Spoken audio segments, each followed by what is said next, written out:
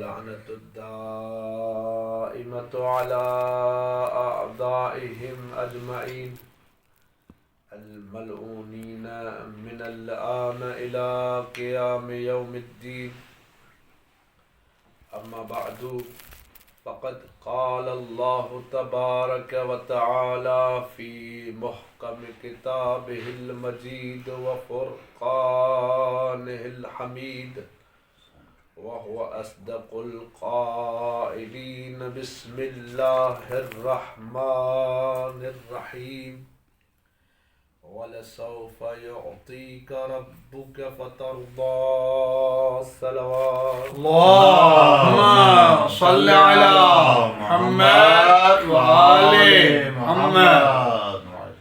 پروردگار ہمارا اور آپ کا اس پاک محفل اور مجلس میں بیٹھنا، سماعت فرمانا، پڑھنا اپنی بارگاہ میں شرف قبولیت عطا فرمائے. اور آج جمعے کا دن ہے. جمعے کے دن تمام مرحومین منتظر ہوتے ہیں کہ ہمارے لواحقین جو دنیا میں موجود ہیں ہمارے لیے کچھ نہ کچھ کار خیر بھیجیں گے. ان سب کو یاد کرتے ہوئے درود کا سہارا دیں اور ان کو ہدیہ بھیجیں. صلوات کا محمد اللهم صل على محمد وآل محمد. میں نے عنوان مجلس کے خاطر، موضوع کلام کی خاطر جس آیہ کریمہ کو سرنامہ کلام میں پڑھنے کا شرف حاصل کیا ہے وہ اللہ کی لا ریب بے عیب معجزہ نما کتاب قرآن مجید کی سورہ نمبر 93 کی سورہ آیت نمبر 4 میں ارشاد خداوندی ہو رہا ہے. بسم اللہ الرحمن الرحیم وَلَسَوْفَ يُؤْتِيكَ رَبُّكَ فَتَرْضَى. صلوات پڑھیں محمد والے. اللهم صل على محمد وآل محمد. قبل اس کے کہ میں اس آیت کے ذیل میں کچھ گفتگو کروں اور کچھ عرائض آپ بزرگان کے سماعتوں کے حوالے کروں، چاہتا ہوں کہ تمہیداً کچھ گفتگو اس سے پہلے کروں. تمہید میں آپ بزرگان کی تائید کو حاصل کرتے ہوئے کچھ عرض کرنا چاہتا ہوں. بسم اللہ. کہ پروردگار عالم نے انسان ذات کو خلق کیا. کچھ چیزیں مشاہدتاً ہماری زندگی میں ایسی ہیں جو آپ نے بھی دیکھی ہیں اور ہم نے بھی دیکھی ہیں. ایک چیز آپ بزرگان کی تائید سے ذکر کرنا چاہتا ہوں تمہید کے طور پر اپنے موضوع پر پہنچنے کے لیے، کہ اللہ کے اس خلق کردہ نظام کے اندر دو چیزیں ضرور ملتی ہیں. ایک محبوب ہوتا ہے اور ایک ہوتا ہے محبت کرنے والا. ایک محبوب ہوتا ہے، ایک محبت کرنے والا ہوتا ہے. یہ دو ایک ایسے اسماء ہیں جن کو آپ نے نہ فقط سنا ہوگا بلکہ اپنی زندگی میں مشاہدہ بھی کیا ہوگا کہ ان دو مصداقوں کا آپ کے ارد گرد آنے جانے والے آئیں بائیں کسی نہ کسی جگہ پر آپ نے ان چیزوں کو مشاہدہ کیا ہوگا کہ کوئی محبوب ہوتا ہے تو کوئی محبت کرنے والا ہوتا ہے.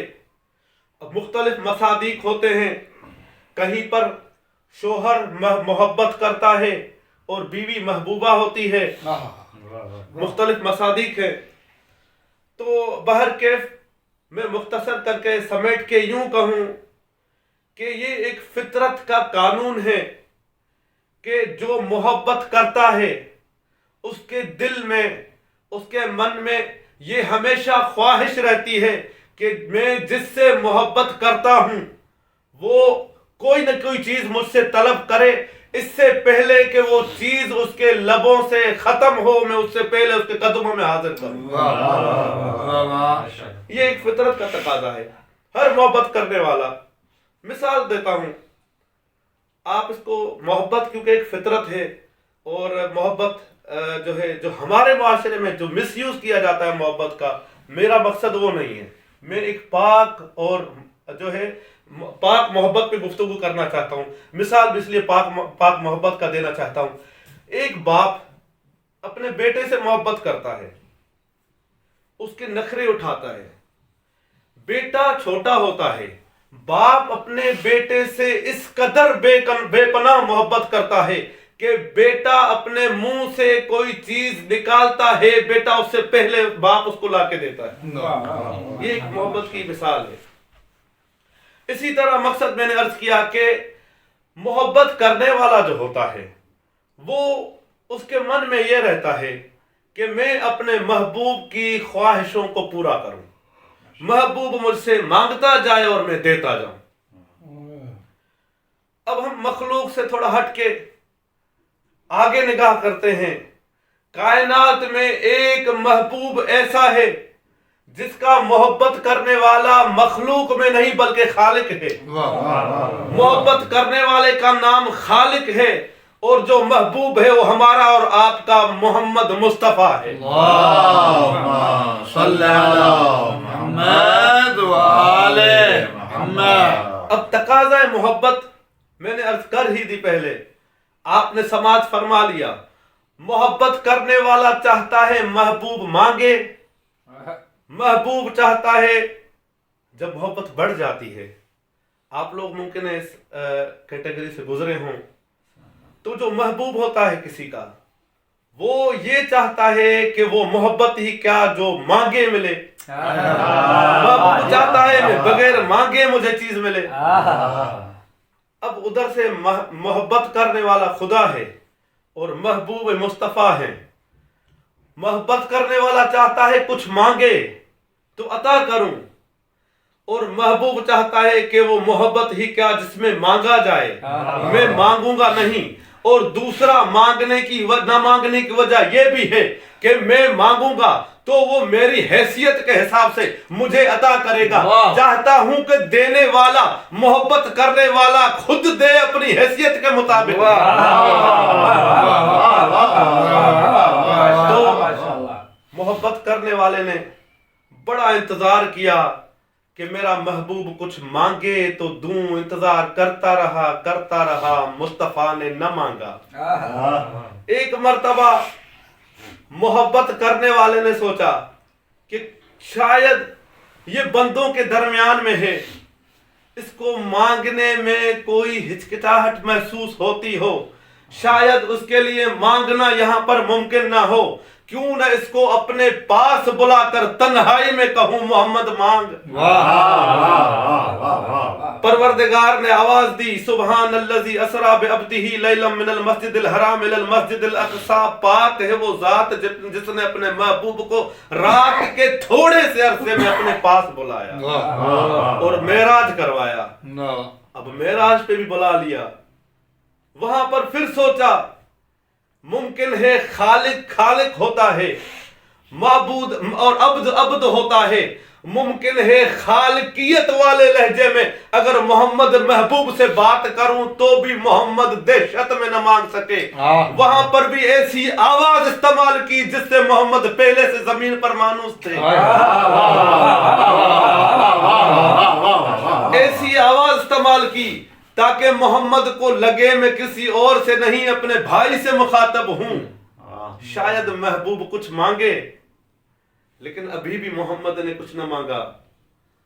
جب محبت کرنے والے نے دیکھا کہ محبوب نے مجمع میں بھی نہ مانگا, تنہائی میں بلا لیا, اتنا قریب کر لیا, تب بھی نہ مانگا. اب آواز پروردگار آتی ہے, آواز محبت کرنے والے آتی ہے کہ وَلَسَوْفَ يُعْتِيكَ رَبُّكَ فَتَرْضَىٰ. اے میرے محبوب محمد, تو نے نہ مجھ سے تنہائی میں مانگا, نہ تو نے مجھ سے مجمع میں مانگا. اب میں اعلان کرتا ہوں کہ ان قریب تجھے ایسا انعام دینے والا ہوں, ان قریب تجھے ایسا ہدیہ دینے والا ہوں. اس کی جو ہے صفت یہ ہوگی فَتَرْضَىٰ, کہ تم راضی ہو جاؤ.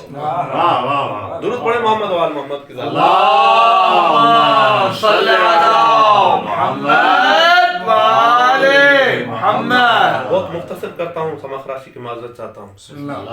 ایک وقت آیا, آواز قدرت آتی ہے, عطا کرنے والے کی آواز آتی ہے کہ اِنَّا आतैना कल कौसर, ए मेरे महबूब मुस्तफ़ा, ए मेरे हबीब मुस्तफ़ा, आज से कुछ अरसा पहले मैंने जिस इनाम को अता करने का तुझसे वादा किया था, जिस इनाम को हदिया करने का तुझसे वादा किया था और कहा था, ए मोहम्मद वलसौफ युतीक रब्बुक फतरज़ा, मैं अनकरीब तुझे ऐसा इनाम, ऐसा हदिया, ऐसा हिब्बा करने वाला हूं जिससे तू राजी हो जाएगा। आज वो वक्त आया है, ए मोहम्मद, इन्ना आतैना कल कौसर, मोहम्मद मैंने तुझे कौसर अता कर दी। आयत नाजिल हो गई, हदिया मिल गया महबूब को, और मोहब्बत करने वाले ने जिस इनाम का ऐलान किया और जो इनाम दिया उस इनाम का नाम दिया कौसर। अब लोग परेशान हो गए, परवरदिगारा अपने महबूब को इतना बड़ा गिफ्ट दिया, इतना बड़ा हदिया दिया, ये कौसर है क्या? किसी कम इल्म रखने वाले, कम अकल रखने वाले, कम लिखे पढ़े मुझ जैसे यूं कहूं, उसने अपनी किताबों में ये लिख लिया कौसर जो मोहम्मद को अल्लाह ने अता की थी, उससे मुराद वो जन्नत का चश्मा है, पानी का चश्मा। तवज्जो करना, वो जन्नत में बहने वाला पानी का चश्मा मुराद है। मैं कहूं वो खुदा जिसने मोहम्मद को आसमान पर बुलाकर जिस चीज को देने का वादा किया, क्या वो पानी का चश्मा होगा? वो पानी जो परवरदिगार अली से मोहब्बत करने वाले को खाली नारे हैदरी पे दे देता है।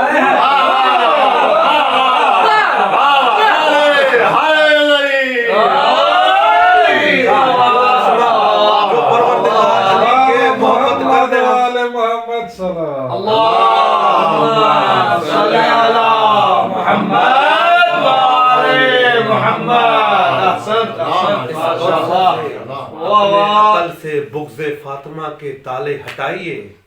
वो कौसर कोई आम नहीं बल्कि परवरदिगार ने जिस हदिये का मोहम्मद को देने का वादा किया, जो इनाम दिया, वो फातिमा ज़हरा सलामुल्लाह अलैहा। दुरूद पढ़े मोहम्मद और मोहम्मद की ज़ात।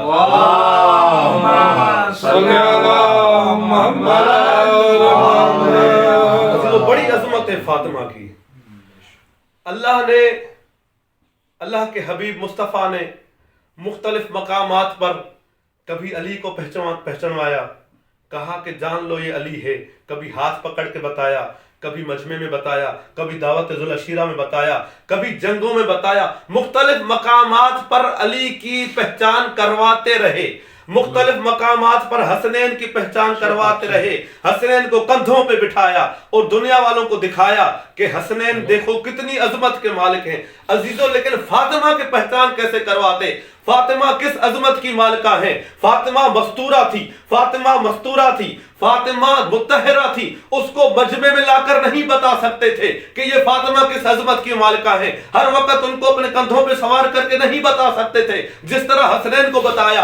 अजीजों, फातिमा के एहतराम को बताने के लिए मोहम्मद मुस्तफ़ा ने रवायत के एतबार से मुख्तलिफ इख्तिलाफात पाया जाता है, लेकिन कम से कम दर्जे वाली रवायत जो मैं अर्ज करता हूं कि रसूल खुदा ने 6 महीने दरवाजे बतूल पर खड़े होकर फकत आए ततहीर पढ़ के ये बताया कि दुनिया वालों, ए सहाबियों, देखो ये फातिमा नहीं, फातिमा के दरवाजे का ये एहतराम। अब अंदाजा लगाना कि जिस दरवाजे पर रसूल खुदा 6 महीने आए ततहीर पढ़कर उस वक्त जिस वक्त हैया अला खैरुल अमल की आवाजें होती थी, सारी दुनिया, सारे मदीने के लोग मस्जिद की तरफ दौड़ते थे, रसूल दरवाजे बतूल पर खड़े होकर आए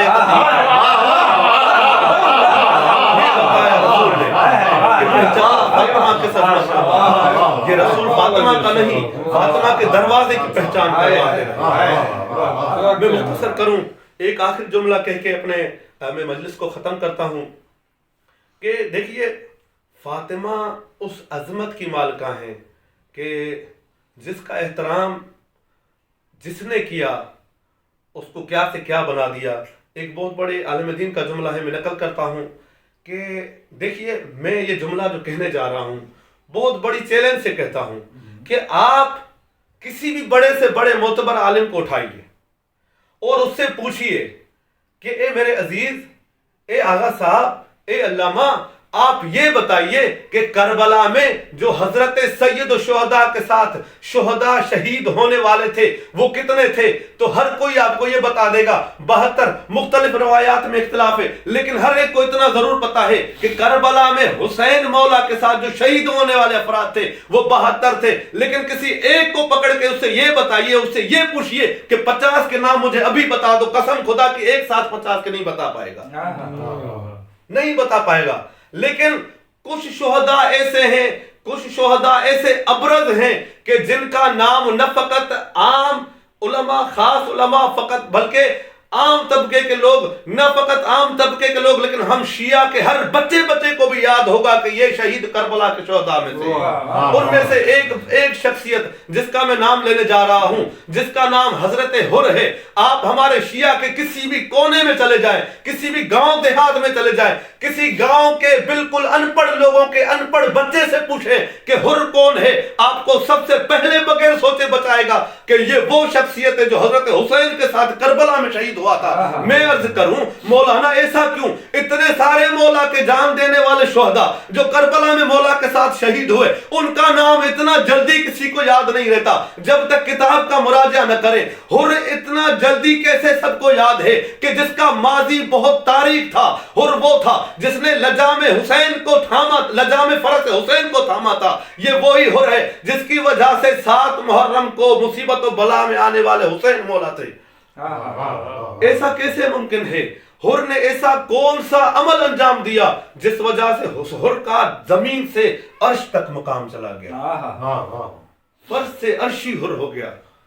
ایسا کون سا عمل تھا حر کا؟ تو عزیزو یہ ضرور جواب ملتا ہے کہ یاد کرو وہ 7 محرم کا دن جس دن حضرت حر نے لجام فرس حسین کو تھاما تھا اور یہ جملہ کہا تھا مولا حسین نے حر کو کہ او حر تیری ماں تیرے غم میں روئے، تو یہ کہنا تھا۔ تو حضرت حر نے یہ جواب دیا، اے میرے مولا، اے میرے آقا، میں کیا کروں کہ آپ کی جگہ پر اگر کوئی اور عرب ہوتا قسم خدا کی میں اس کو یہ جملہ ضرور کہتا جو آپ نے مجھے کہا ہے، لیکن کیا کروں کہ آپ کی مادر گرامی وہ فاطمہ ہے کہ جس کے شان میں سوائے فضیلت کے اور کچھ نہیں کہہ سکتے۔ یہ کہنا تھا علی کی عظمت کی قسم، یہ علماء نے لکھا، یہ تاریخ نے لکھا، حر کا زہرا کی فضیلت میں ادنا سا احترام کرنا یہ حر کو فرش سے عرش تک لے گا۔ ادنا سا احترام، فقط جناب زہرا کے بارے میں اس نے اتنا کہا کہ اے مولا آپ کی مادر گرامی اس عظمت کی مالکہ ہے کہ جس کے بارے میں کچھ نہیں کہہ سکتا، کیونکہ سوائے فضیل اور فضیلت و فضائل کے لائق اور ہے ہی نہیں، یہ کہنا تھا۔ تو اس ادنا سے احترام میں حر کو اتنا بلند کر لیا کہ آج ہر ایک شیعہ قوم کے بچے کو ہی پتا ہے کہ حر کون ہے۔ درود پڑھے محمد وآل محمد کی ذات پر۔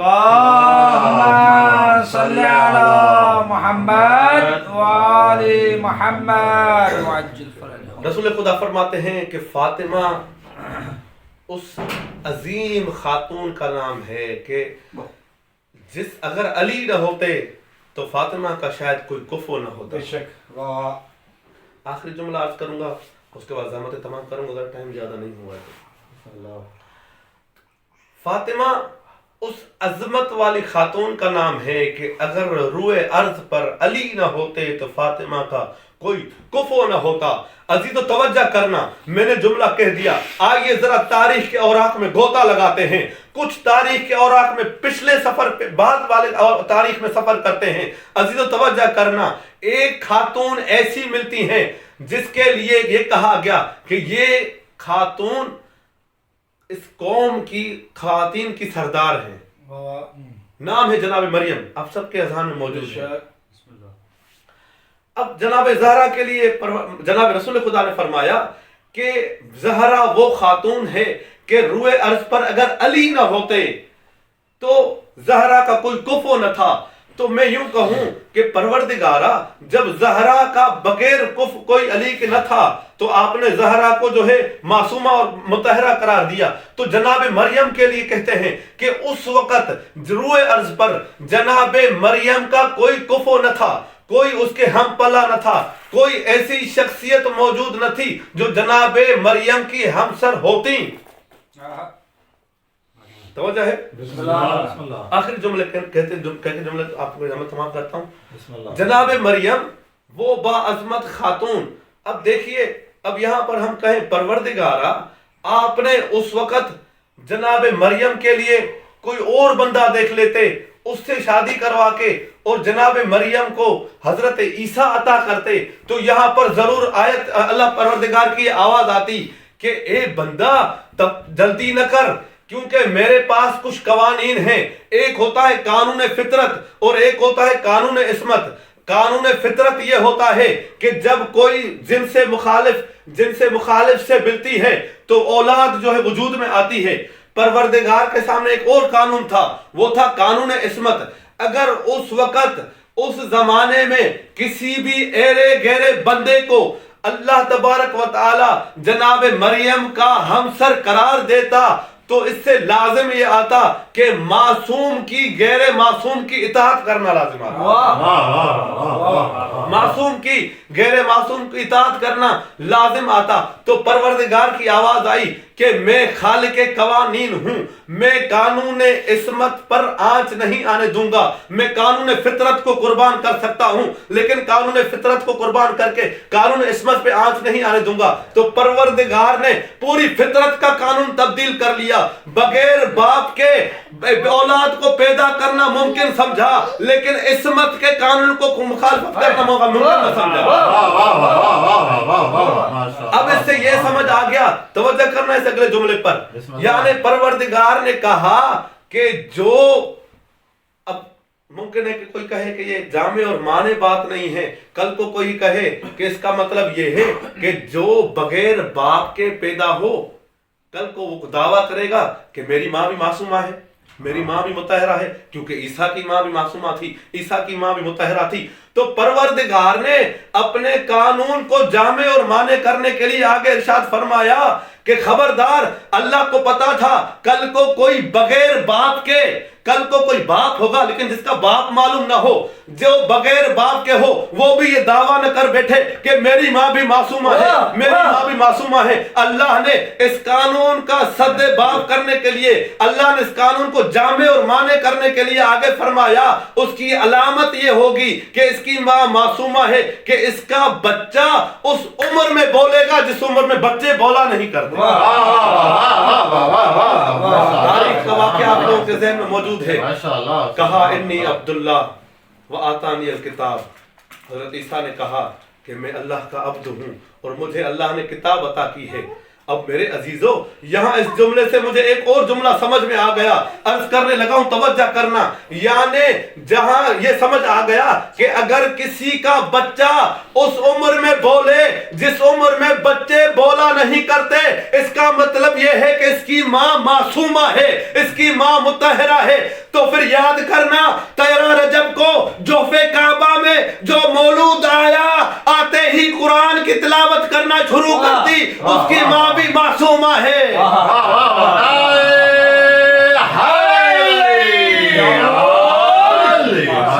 یہاں تک نہیں, آگے توجہ کرنا, اس کی ماں معصومہ ہے. اب پھر دوبارہ چلتے ہیں. پروردگار تو نے کہا میں قانون فطرت کو تو ختم کر سکتا ہوں, قانون عصمت پہ آنچ نہیں آنے دیتا. اس کا مطلب یہ ہوا کہ جو جوف کعبہ میں مولود آیا اس کی ماں معصومہ ہے. تو کیسے ممکن ہو سکتا ہے؟ اے ملو, ابو طالب میں اتنا گر چکے, ابو طالب کے کافر کے نعرہ لگانے والے, کیسے ممکن ہے کہ فاطمہ بنت اسد معصومہ کو کافر سے شادی کروا؟ کیا یہاں پر پروردگار کو قانون عصمت یاد نہیں آئے گا؟ درود پڑھو محمد و آل محمد. اللہم صلی علی محمد و آل محمد. ختم کیا میں نے فضائل کو. ماشاءاللہ بہت اچھے انداز میں آپ نے سماعت فرمایا. عزیزو تاریخ میں ملتا ہے کہ میں نے روایت میں خود بھی پڑھا ہے, بیان انوار میں روایت موجود ہے جلد نمبر 45 میں, اور اختلاف ہے, ایک بزرگ عالم دین نے نقل کیا. میں دونوں طرح سے روایت ذکر کیے دیتا ہوں کہ ایک مرتبہ جب واقعہ کربلا گزر چکا, واقعہ کربلا ہو چکا, عبداللہ ابن عمر نے خط لکھا یزید ملعون کو. خط میں لکھتا ہے کہ اسلام میں تو نے وہ مصیبت پیدا کی ہے جو شاید آج سے پہلے کبھی ایسی مصیبت نہیں آئی ہوگی. تو نے حسین کو قتل کیا، ٹھیک ہے اتنا ہوتا تو بھی صحیح تھا، لیکن تم نے حسین کو قتل کر کے آل رسول کو جو بازاروں میں پھرایا اور ان کو قید کیا، اس بات نے مجھے جو ہے برداشت نہ کرنے دیا، اور میں آج آ کے تیرے پاس شام میں روایت میں اختلاف ہے، ایک روایت میں خط لکھا ہے، ایک روایت میں کو خود چل کے گیا تھا، اور اس کو کہتا ہے کہ اس بات نے مجھے مجبور کر دیا کہ آج میں تیرے پاس آیا ہوں کہ تو نے اس قدر کبھی فعل کیوں کیا. تو عزیزو اب جواب سننا. یہ ملعون یزید اس کو کہتا ہے کہ کیا تو اپنے باپ کی لکھائی جانتا ہے؟ اس نے ایک صندوقچی کھولی لکڑی کی، اس کے اندر سے ایک پرانی تحریر نکال کے اس کے سامنے رکھی. اس تحریر میں جو کچھ لکھا تھا اس کو دیکھ کے کہتا ہے کہ پہچان کس کی تحریر ہے؟ عبداللہ ابن عمر دیکھتے ہی سمجھ گئے یہ میرے باپ کی تحریر ہے. اب اس کو یہ کہتا ہے، ملعون یزید کہتا ہے کہ اے عبداللہ تو ہمارے اوپر ایسے ہی نہ بول، ہم نے تو حسین کو خالی ظاہراً قتل کیا ہے، لیکن حسین کے قتل کرنے کا جو نقشہ کھینچا تھا وہ تیرے باپ نے پہلے سقیفے میں کر دیا تھا. عزیزو ایک مرتبہ جیسے ہی عبداللہ بن عمر نے وہ خط کھولا اور اس میں جو کچھ لکھا ہوا تھا، میں وہ کچھ بیان کرنا چاہتا ہوں کہ اس ملعون نے اپنی زبانی کس قدر زہرا کے جو مصائب زہرا کے اوپر وارد ہوئے وہ اس نے یزید معاویہ سے لکھ کے بیان کیے ہیں. یزید کو خط لکھتا ہے ملعون کہ میں نے زہرا کے ساتھ کیا کیا کیا. لکھتا ہے کہ وفات محمد کے بعد ہم نے قلفز کو دروازے علی پر بھیجا، قلفز گیا، علی نے اس کو جواب دے دیا اور بیعت نہ کی، یہ واپس آ گیا. دوسری مرتبہ چند افراد دے کے بھیجا، یہ واپس آ گیا. تیسری مرتبہ یہ ملعون کہتا ہے میں خود گیا، ہم نے لکڑیاں جمع کی، ہم نے ڈنڈے اٹھائے. عزیزو یہ کہتا ہم نے تلواریں اٹھائیں، ہم نے لوگوں کو جمع کیا.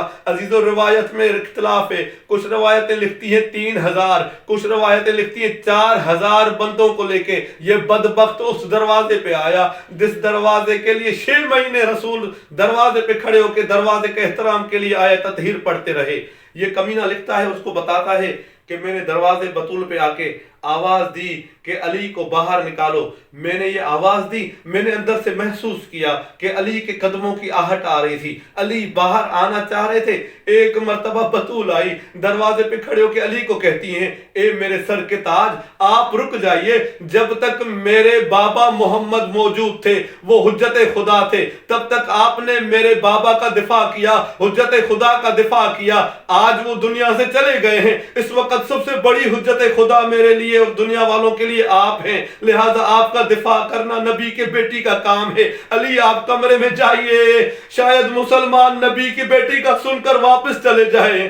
عزیزو علی نے سر جھکایا، زہرا کے امر کو سر تسلیم خم کر کے اندر چلے گئے. ایک مرتبہ زہرا دروازے پہ آتی ہیں، یہ ملعون لکھتا ہے میں نے آواز دی علی کو باہر نکالو. بی بی فرماتی ہے علی کو باہر نہیں نکالیں گے، تو یہ کہتا ہے ہم دروازے کو آگ لگا دیں گے. بی بی فرماتی ہیں اے ملعون تم کیا اس دروازے کو جلاؤ گے جس میں حسنین رہا کرتے ہیں، ارے جس میں تمہارے نبی کی بیٹی رہا کرتی ہے. وہ کہتا ہے وَإِنْ اگر تے رہا کریں، حسنین رہتے ہیں تو رہا کریں، نبی کی بیٹی رہتی ہیں رہا کریں. اس ملعون نے دروازے کو آگ لگا دی. عزیزو اگر آگ لگاتے یہاں تک ہوتا تو ہم نہ روتے.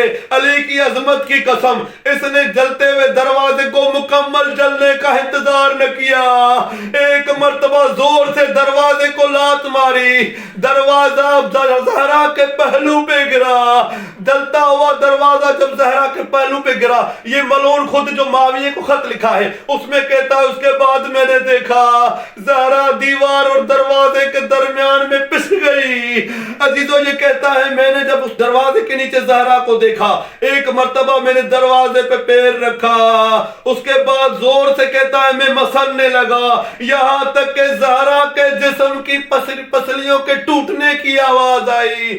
عزیزو اس نے بڑا ظلم کیا. ایک مرتبہ جیسے ہی بی بی بے ہوش ہو کے زمین پر گر گئی، یہ اندر آتا ہے، मलून ने अली के गले में रस्सी डाल के अली को बाहर निकालना चाहा। जैसे ही मेरे मौला ने देखा, मौला ने इस मलून को पकड़ के गरेबान से जमीन से ऊपर किया। एक मर्तबा कहते यब्न सुहाग, अगर मेरे पास मोहम्मद की वो की हुई वसीयत न होती तो मैं तुझे बताता कि तू कैसे ज़हरा के दर में अंदर आया है। अजीजो तवज्जो करना, आखिरी जुमले मरहल तमाम करने को जा रहा हूँ। अजीजो इस मलून कहता है कि एक मर्तबा हमने अली को रस्सी डाल ली और दरवाजे से बाहर निकाल कर लेने लगे। एक मर्तबा ज़हरा जैसे ही होश में आई तो कहती है या फिद्दत ऐन इब्न हसन, ए फिजा इब्न हसन कहाँ है, ए ज़ैनब इब्न हसन कहाँ है। तो कहती है कि उसको कौम जो है ले गई है पकड़ के। अजीजो ज़हरा ने अपने पसलियों का दर्द भूल गई, मोहसिन का शहीद होना भूल गई।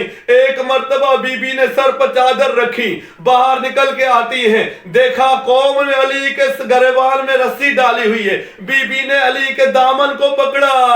अजीजो बीबी का हाथ था। ये मलऊन कहता है मैंने लिखा कि तो उसमें माविया को बताता है कि मैंने सोचा ज़हरा खातून है, मैं अली को खींचूंगा, शायद ज़हरा का हाथ छूट जाएगा। लेकिन अजीजो ये कहता है मैंने अली को खींचता गया, ज़हरा पीछे से खींचती आई, लेकिन अली के दबा का दामन न छोड़ा। एक मर्तबा मैंने कुंफुस को देखा, कहा देखते क्या हो, फातिमा को घर भेजो। अजीजो ये कहता है कुल्फुस ने क्या किया, दो रिवायत मिलती है। एक रिवायत में मिलता है कुल्फुस ने तलवार का जो ध्यान था उसको निकाला। एक रिवायत में मिलता है कुल्फुस ने ताजियाने को हवा में घुमाया। अजीजो एक मर्तबा बिन्ते नबी के हाथों पे चलाना शुरू किया। अरे नबी की बेटी के हाथ टूट गए, अली का दामन छूट गया। अजीजो ले गए अली को दरबार। एक मर्तबा नबी की बेटी ने देखा, अली को दरबार ले गए। नबी की बेटी ने नबी का मामा उठा के सर पे रख के बद्दुआ करने का सोचा। एक मर्तबा जैसे अली देखते हैं, कहते हैं सलमान जाके फातिमा को रोको, कौम को बद्दुआ न करे वरना तबाह हो जाएगी। अजीजो कौम को बद्दुआ न करे, बीबी ने बद्दुआ से रोक दिया। बीबी दरबार आई, अली को लेके वापस घर चली गई, अली को छुड़वा के लेके चली गई। आखिरी जुमला कहने को जा रहा हूँ, आपकी ज़हमतें खत्म हो रही हैं। अजीज़ो ज्यादा देर ज़हमत न दूंगा, मैं कुर्बान जाऊं फातिमा तेरी मुसीबत पे। तूने इतनी मुसीबतें बर्दाश्त की लेकिन हुज्जत खुदा को बचा के घर ले गई। अरे कुर्बान सानिया ज़हरा की मुसीबत पर, जनाब ज़ैनब की मुसीबत पर, अरे 70 कदम के फासले पे भाई को तलवार के नीचे ज़बा होता देखती रह गई, लेकिन हुसैन को न बचा सकी। इन्ना लिल्लाहि व इन्ना इलैहि राजिऊन।